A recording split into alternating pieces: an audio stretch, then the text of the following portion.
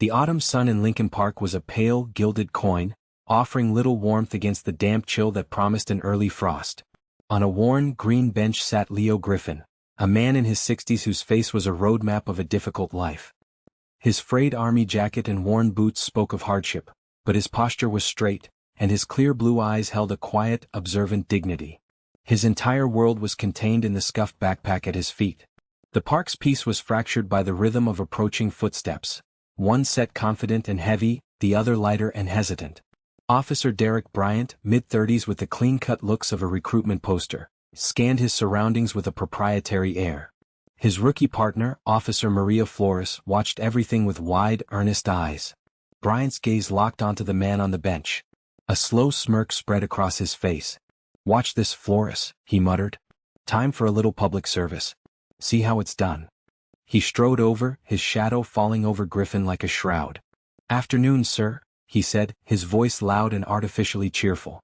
"Enjoying the public real estate?" Griffin looked up slowly, his movements deliberate. "Just resting my feet, officer." "Resting. Right," Bryant said, hooking his thumbs into his duty belt. "This isn't a flophouse. We've had complaints. Loitering. You need to move along." Maria Flores shifted uncomfortably. "Derek, we didn't get any call about." Bryant cut her off with a sharp glance. "I said move along," he repeated, his tone hardening. "Or do I need to find a reason to help you relocate?" The threat was veiled but clear. Griffin knew the game. Resistance was a luxury he couldn't afford. He gave a slow, deliberate nod and began to gather his backpack. As he stood, the worn strap caught and a small, tarnished metal box tumbled out, hitting the pavement with a clatter. The lid sprang open, scattering a few wrinkled dollar bills, a worn toothbrush and a single silver military dog tag. Bryant let out a short, derisive laugh. He stepped forward and nudged the tag with the toe of his polished boot. "What's this?" he sneered. "You a soldier, old man? Steal it from a real one?" The insult hung in the air. Officer Flores looked away, ashamed. For a moment, a storm of pain flashed behind Griffin's eyes, but he mastered it. He knelt, his knees cracking, and with a reverence that was louder than any shout, he picked up the dog tag, wiped the dirt from it, and placed it carefully back in the box. He stood, his eyes meeting Flores's for a brief second. "Have a good day, officer," he said, his voice still preternaturally calm. Then he turned and walked away, his back straight, until he disappeared around a corner. "See that, Maria?" Bryant scoffed, watching him go. "That's a professional leech. Plays the silent, dignified card." He clapped her on the shoulder. "Come on. Nothing more to see here." Flores didn't answer. She was still staring at the empty space, the image of the old man cleaning that dog tag burned into her memory. Unseen by any of them, a university student named Chloe, sitting on a bench farther down the path with a textbook open on her lap, slowly lowered her smartphone. Her heart was pounding against her ribs. She had caught the entire encounter in crisp, damning 4K video, from the initial swagger to the final reverent kneel. She looked from the screen to the retreating figure of the old man, then to the swaggering officer heading toward his squad car. A sense of righteous anger solidified into purpose. She knew what she had to do. That night, Derek Bryant was in his sleek, impersonal apartment, a cold beer in his hand as he clicked through the channels. He landed on the local evening news. The anchor, Karen Davis, had a big story look. "A story of forgotten honor that has captured the nation's attention tonight," she began. Bryant took a swig of his beer, only half listening. Then he saw it. Himself. On his 65-inch television. The angle was perfect, the audio crystal clear. His own voice, twisted with contempt, filled his living room. "Enjoying the public real estate? Help you relocate? Steal it from a real one?" The beer bottle felt heavy in his hand. A cold dread began to churn in his stomach. "But the story doesn't end there," Karen Davis continued, her voice grave. "The man on the receiving end of this abuse has been identified as Master Sergeant Leo Griffin. A 20-year Army veteran, recipient of the Purple Heart and the Silver Star for Valor." The screen split.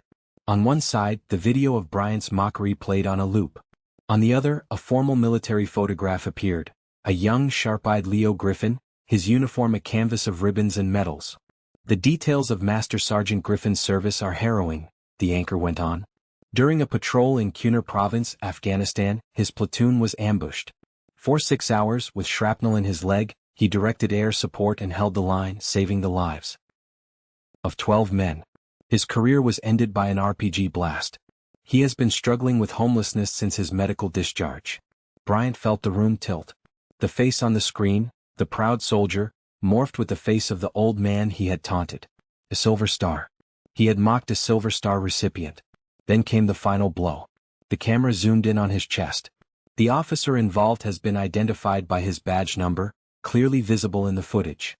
Badge number 714, Officer Derek Bryant. 714. The number glowed on the screen, a brand of his shame. The beer bottle slipped from his numb fingers and shattered on the floor. He didn't notice. He was frozen, staring at the ghost of the man he had destroyed. The next day in the captain's office was a reckoning. Captain Irwin's face was granite. "My phone has not stopped ringing," he began, his voice dangerously quiet. "The mayor. The police commissioner. Do you have any concept of the damage you have done?" "Captain, I didn't know," Bryant started. Irwin slammed his fist on the desk. "It does not matter what you knew. You saw a vulnerable human being and you chose to kick him.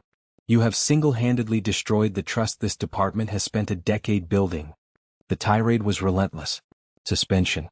An internal investigation. Certain termination. "And then," Irwin said, leaning forward, "there is the small matter of your public lynching. We are holding a press conference. You will be there. And you will publicly apologize to Master Sergeant Griffin." The press conference was a media circus held outside a community shelter.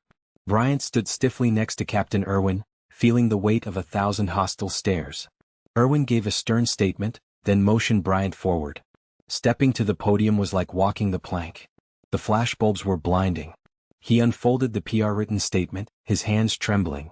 "I am here to offer my deepest apology to Master Sergeant Leo Griffin," he read, his voice a hollow monotone. "My actions were a disgrace. I am truly sorry." The words tasted like ash. The reporters erupted. "Do you feel any real remorse? Will you resign?" He stood there paralyzed. And then he saw him. Griffin, clean-shaven, wearing a new jacket, standing with representatives from a veterans' charity. He looked solid real. He wasn't looking at the media. He was looking directly at Bryant, his expression unreadable. Something in Bryant shattered. The script, the PR strategy, it all seemed so meaningless. He pushed the microphone away and walked directly toward Griffin. The crowd fell silent. The only sound was the whirring of cameras. He stopped a few feet from the old soldier.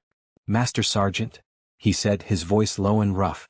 "The apology, the one I just gave, it was for them." He gestured to the media. "This one is for you." He took a shaky breath, speaking from a raw, shame-filled place inside. "I was wrong. I saw a problem to be moved." His voice broke. "You're a man who carried a heavier load for this country than I ever will. I failed you. And I am ashamed." He didn't offer a handshake. He didn't ask for anything.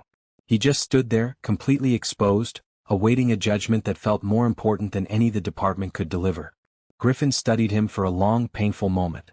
"Your captain told you to pray I'd accept your apology," he said, his voice steady. Bryant could only nod, his throat too tight for words, his fate hanging in the balance. A faint, almost imperceptible sigh escaped Griffin's lips. "I'm not God, son. I don't deal in forgiveness. I deal in facts." He paused, letting the absolute, unassailable truth of the words hang in the air. "The fact is, you were a bad cop that day." He took a small step forward, his gaze intensifying, pinning Bryant in place. It was the look of a man who had assessed 1,000 dangerous situations and knew how to handle every one. It was the look of a leader who had made life-and-death decisions. "The question is," Leo Griffin asked, his voice dropping to a near whisper that was somehow more powerful than a shout and echoed in the hearts of everyone present, "what kind of cop are you going to be tomorrow?" Then he gave a single, slight nod. It wasn't absolution. It wasn't a pardon. It was a simple acknowledgement of the truth Bryant had just spoken, and a challenge. A chance for a different path, a harder road, but one that led away from the ruin he had created for himself. With that, Master Sergeant Leo Griffin turned. He didn't look back at the cameras or the stunned officials. He walked away, not into the shadows of homelessness, but toward a future where his name had been cleared, his honor restored, and a path to a new life, paved by an outpouring of public support and his own unwavering integrity, now lay open before him. And Derek Bryant was left standing completely alone in the spotlight. The reporters were now shouting questions at Captain Irwin. The story had already pivoted to a new, redemptive angle. But Bryant heard none of it. He was trapped in the silence of that single, searing question, echoing in the hollowed-out chambers of his soul. What kind of cop are you going to be tomorrow? He had no answer. But for the first time since he'd pinned on the badge with an arrogant sense of entitlement, he knew he had to find one. The easy confidence was gone, replaced by the terrifying, necessary weight of true responsibility. The video had ended his old life. This moment, this question was the first painful step of a new one. Justice, he was beginning to understand, was not just about punishment. Sometimes, it was about being broken down and rebuilt, one painful, honest piece at a time. This was Echoes of Revenge, where silence speaks louder than anger. And justice always echoes back. Like, comment, and subscribe for more stories where betrayal meets justice, and karma always finds its echo.